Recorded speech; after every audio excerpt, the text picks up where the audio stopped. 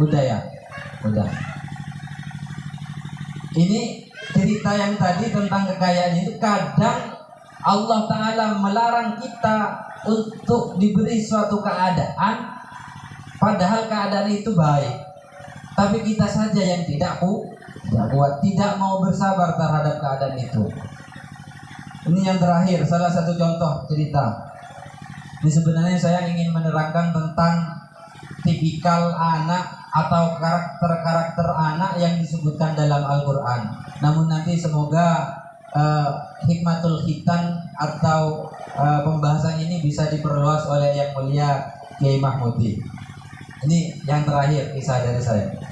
Ada kisah termasuk makna dari rubama a'toka famana aka tadi. Ada 9 orang bersahabat. Ini kisah nyata. Ada 9 orang bersahabat yang sekolah dari SMA yang sama dan sama-sama mendaftar masuk TNI. Setelah daftar masuk TNI, akhirnya dari 9 bersahabat ini hanya 1 orang yang tidak diterima dan tidak bisa masuk kepada persatuan TNI. Apa yang terjadi? Orang ini galau. Ya Allah, ujian apa ini? Teman-teman saya lolos semua. Kenapa cuma saya yang tidak diloloskan? Kenapa cuma saya yang diberi takdir yang berbeda oleh panjenengan? Teman saya lolos semua, diangkat menjadi TNI. Kenapa saya? Ini galau dan frustasi karena cita-citanya harus kandas di tengah jalan. Akhirnya dia kembali ke kampung halamannya, membuka usaha. Dia merintis usaha, akhirnya sukses. Kebetulan teman-teman yang diangkat tadi, diangkat di 2003. Setelah diangkat, ditugaskan di kota Aceh. 8 orang ini, 8 temannya itu diangkat dan ditugaskan di wilayah Aceh sana. Dan ternyata di tsunami 2004, 8 sahabatnya ini menjadi korban tsunami. Sedangkan teman yang satunya tadi, yang gagal masuk TNI, dia selamat dari tsunami dan menjadi pedagang yang sukses. Akhirnya sadar, oh inilah rubama a'toka famana aka, rubama mana aka fa'atoka.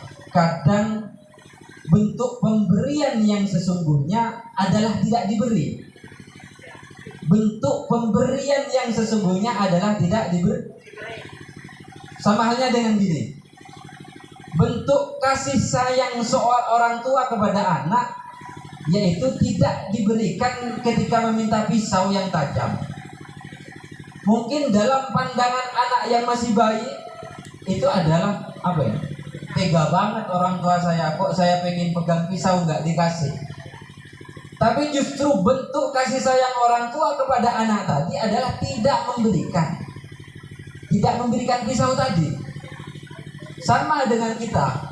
Kadangkala apa yang kita inginkan secara menggebu-gebu tapi tidak diberikan oleh Allah, barangkali ini adalah lebih baik. Cuma kita ada dalam posisi bayi yang tadi yang tidak tahu bahwa pisau itu membahayakan.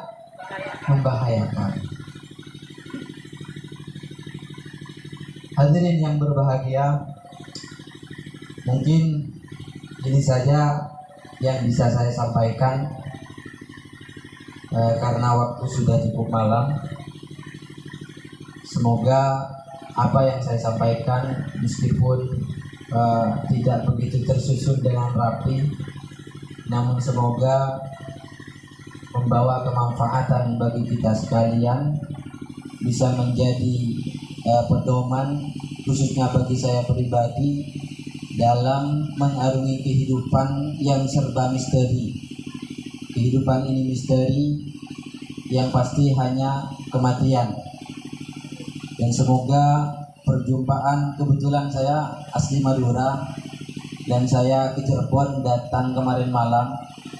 Dan semoga perjumpaan saya dengan panjenengan semua termasuk perjumpaan yang diridhai oleh Allah. Semoga kelak kita sekalian bisa berkumpul kembali dalam keadaan yang lebih baik, dalam keadaan yang lebih bahagia di surga Allah. Amin amin ya rabbal alamin. Berkumpul seperti ini di surga Allah bersama Rasulullah. Amin ya rabbal alamin. Sekian dari saya, kurang lebihnya mohon maaf.